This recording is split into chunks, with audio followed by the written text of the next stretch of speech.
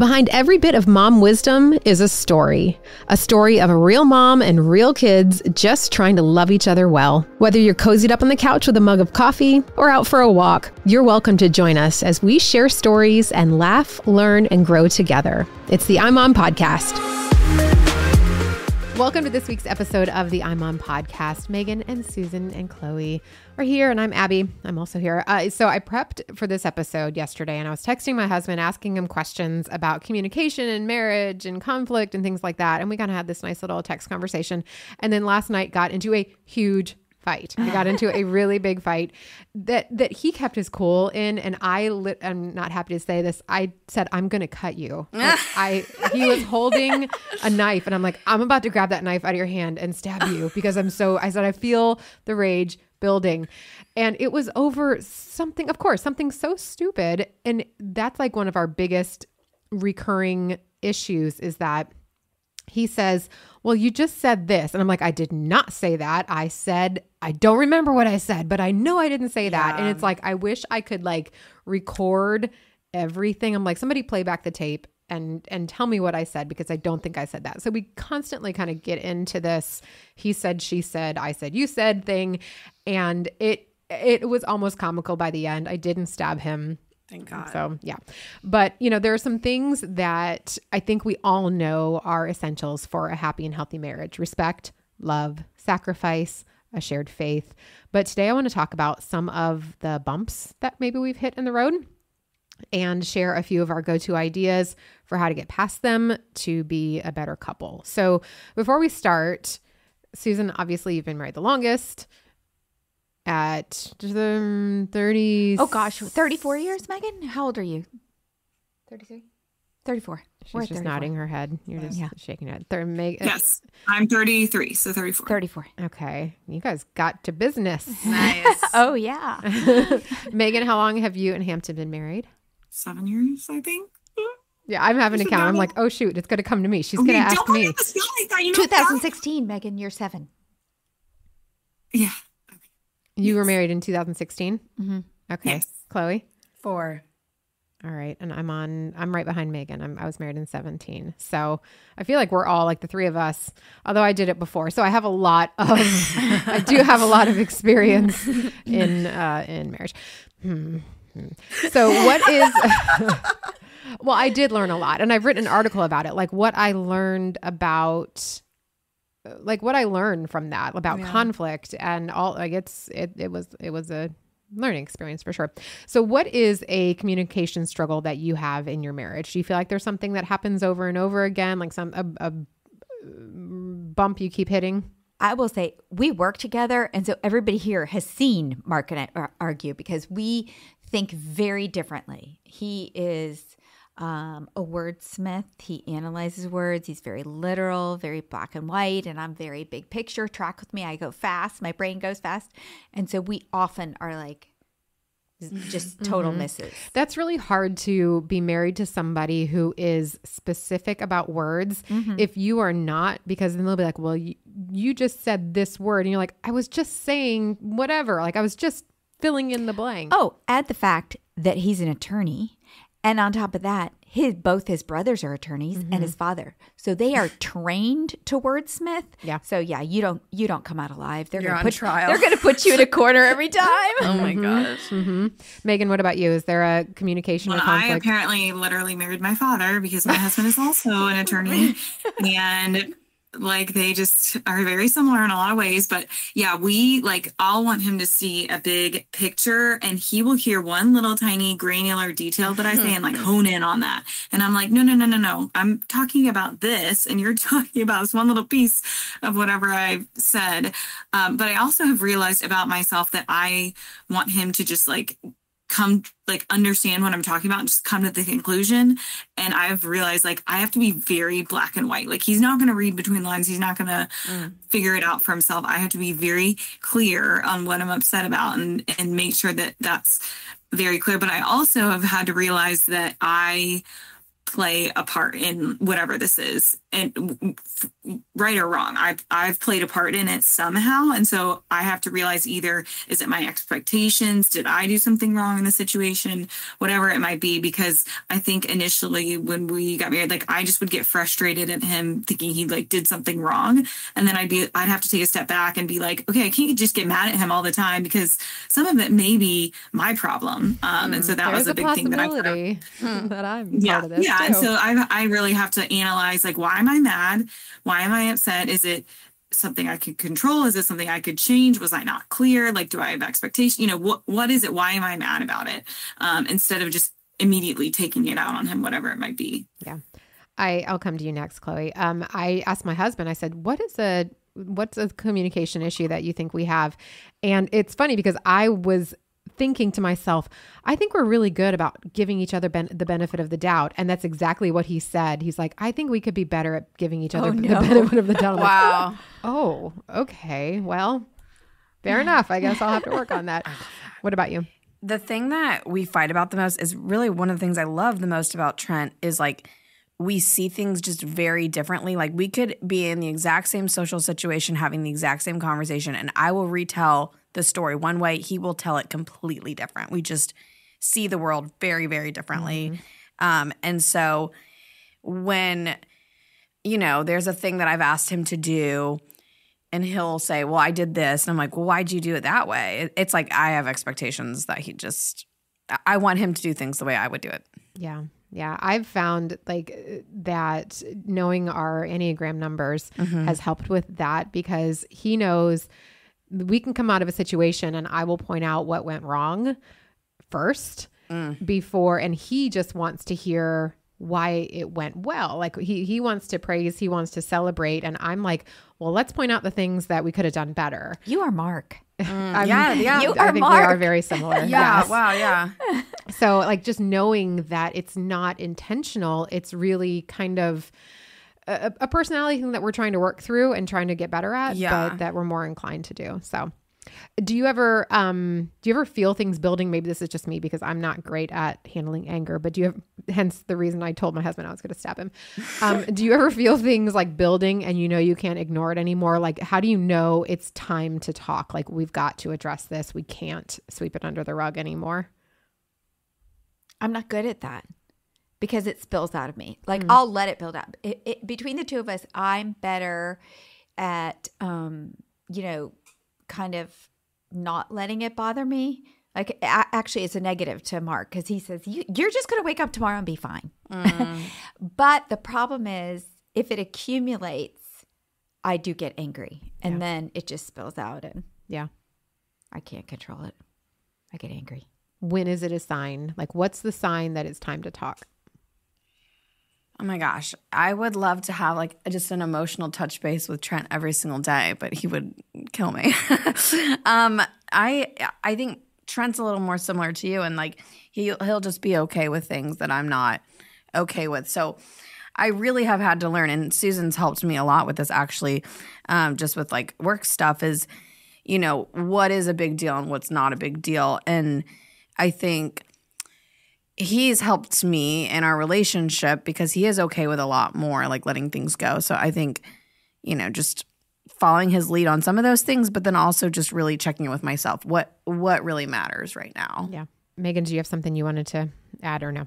I would say I think I'm somewhere in the middle of like, do I let it go or do I hold on to it? I feel like I can hold on to it for so long, but then it does like burst. But I think sometimes I'll look at him and I'll be like, how are you okay with this? How are you okay with the situation? And he'll be like, oh, I didn't even know there was anything wrong. So I think it's just, sometimes people just think differently and see things differently. And so something that bothers one person, the other person might not even know it. We have a new employee at Family First. His name is Ted Lowe, and he writes for All Pro Dad, but he also has his own thing. He speaks a lot. He's got several great marriage books. The most recent is For Us, and his website is forusmarriage.com. But he talks about how do you know if it's time to talk about something?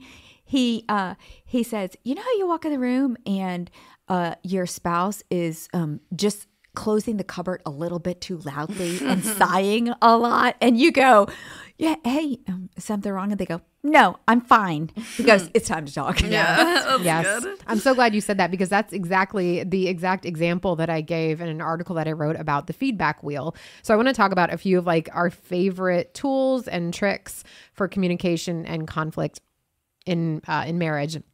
So the feedback wheel is something I learned about recently. It was written about and like coined by a therapist. His name is Terry Real. And like the idea of the feedback wheel is that it's going to help you in those moments where you are kind of getting in a fight with your spouse without actually opening your mouth. Like you're kind of having the conversation. You're slamming the cupboard. Yes, because that's exactly what I did one day. So my husband gets home from work around 2:30 every day. And I still have 2.5 hours of work left to go. And one day he came home and he got in the pool and hung out in the pool for a little bit. And then he got out and the end of my workday rolled around and he opened up his laptop to get some work done, to like get some prep done for the next day for work.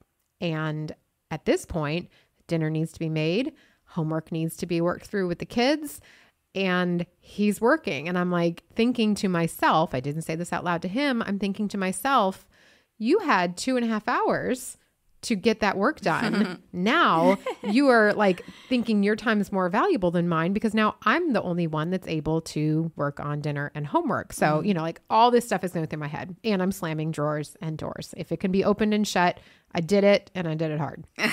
So the feedback wheel is this tool that can just help you manage your arguments. And so here's how the feedback wheel works. There's 4 parts to it. Part 1 is called Here's What I Saw or Heard. And basically it's real quick. It's imagine that there's like a camera on you and you are doing the play-by-play of what just happened. So in this case, I would say you relaxed in the pool when you got home and started your work when I clocked out, like black and white. That's all it is. This is what the camera caught. You got in the pool and then you started work when I clocked out. Part 2 in the feedback wheel is here's what I made up about it. So this is the story that you told yourself about why he did what he did. And you have to be careful what you say here because obviously this is based on assumptions. So you have to kind of use some humility, avoid aggressive language. But part 2 in action for my situation would have been, the story I told myself is that you wanted to avoid having to help make dinner and manage the kids. So you waited to get on your computer until I was available to do those things by myself. Part 3 in the feedback wheel. And these are my feelings about it. So basically, I felt alone and overwhelmed. I feel like you don't value my time as much as yours. So it's all these like, I feel words. And then part 4 in the feedback wheel is, this is what I would like. I'd like you to be available to me and the kids in this hectic time of day, just to check in to see if, you know, I need you would have made me feel like we are part of a team. And so it basically just, it just helps you acknowledge your part in the situation, your assumptions in the situation, give the benefit of the doubt, and then clearly state what needs to happen so that, you know, you feel better going forward. Does the other person get the chance to say, well, I had a really bad day, so I had to get in the pool to just before, or I probably would have cut someone, as you said in your last episode. Was that the last episode? I swear I've never actually cut my husband. No, that was this one. I've only tried to cut him once. Yeah, I think that throughout the feedback wheel process, yes, I think that person can respond, but I think that this doesn't have to take a long time either. Right, it's really just like 4 sentences and then they do get a chance to respond. And hopefully, since you've been humble, understanding, and kind of generous with your... And not angry. Right. Actually, it's so straightforward. I would think at that point he'd say, oh, here was my situation and I'm sorry. Right. I did not handle it that way that day, by the way. I just think it's cool that Davis, who isn't even your children's parents, you expect him to help. Like, kudos to him. What a great guy and dad, you know? Well, he's set himself up for these expectations. I mean, he could be a lowlife and never help, but he does. He does, so now right? I know That's his fault. Yeah. Gaslighting is never bad. Okay, so another one that one of our writers, Nancy, came up with that I thought I love it. The 5-second question to keep your marriage on track. And this is the question. is this a roommate issue or a relationship issue? And I think that, especially with newlyweds, I think that this is a big one. Like, is this something that is annoying because of our living situation, or is this actually like something that is a problem in our, like this husband and wife, you know what I'm saying? Good. Yeah, I think there might even be a third one in that. Is this a what I said before? You had a bad day and you're just not being agreeable. You know, you're slamming the doors because you had a bad day. Oh, so on top of roommate relationship.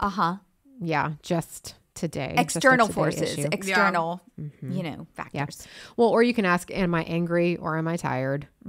Have I? Well, same with kids. You know, they come in and slam the door or whatever. Yeah. So I have a question.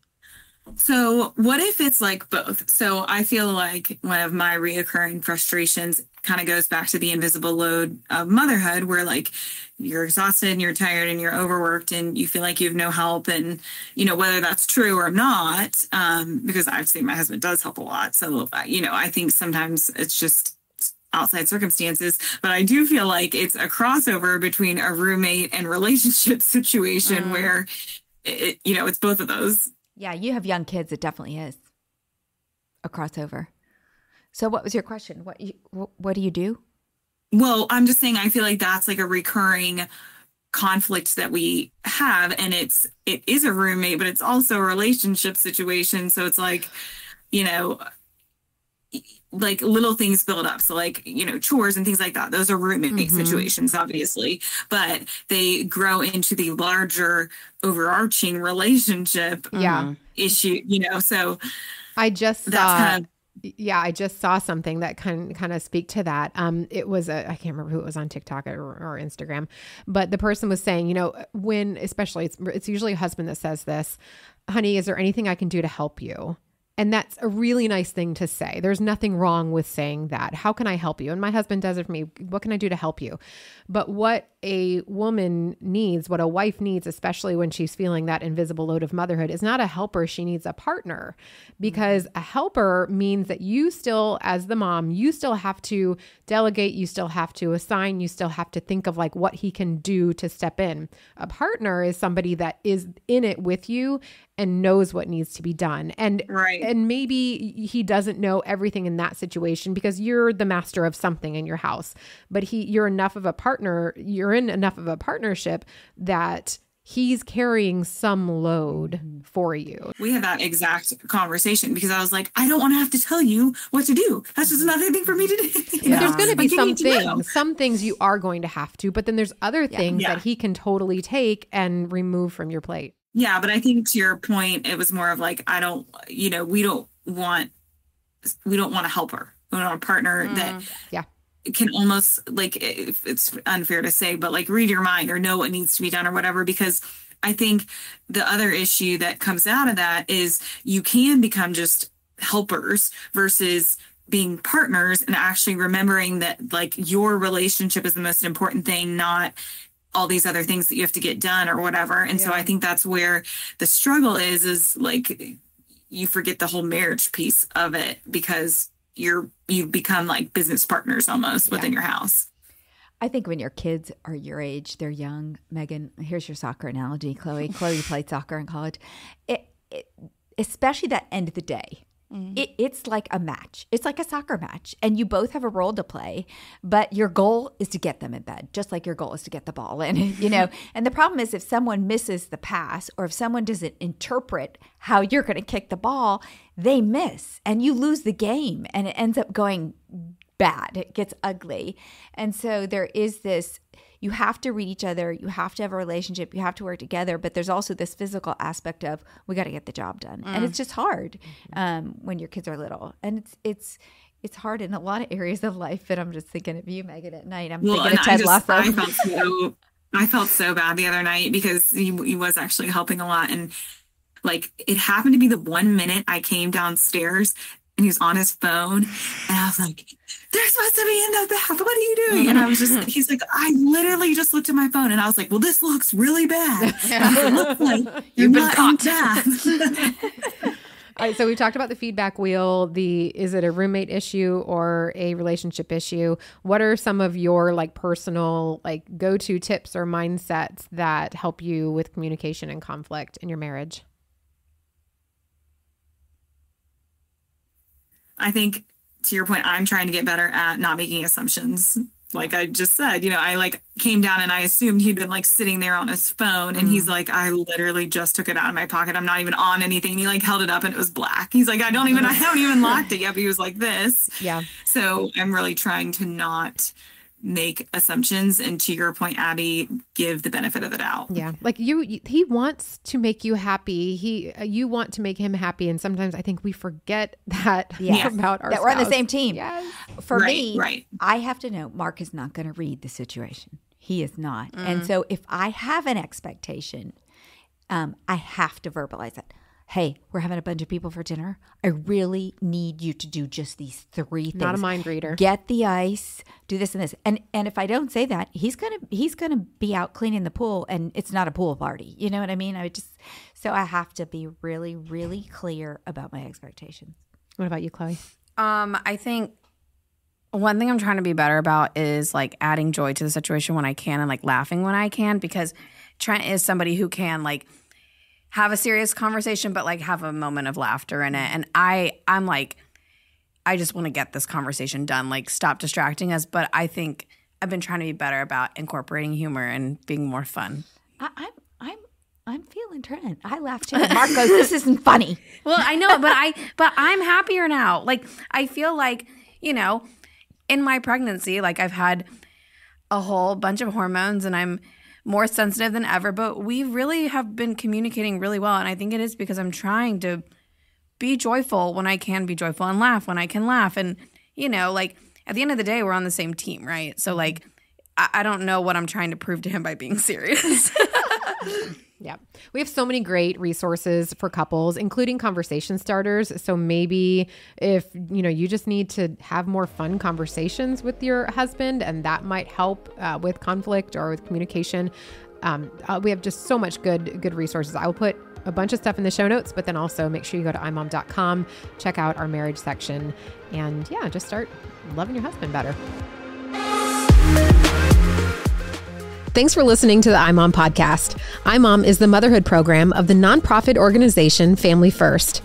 Along with our fatherhood program, All Pro Dad, we exist to help you love your family well. Subscribe to our daily email, the iMom Minute, by going to imom.com/subscribe and get tons of great ideas, insight, and inspiration. The iMom podcast is hosted by me, Abby Watts, along with Susan Merrill, Megan Tigner, and Chloe Blumenthal.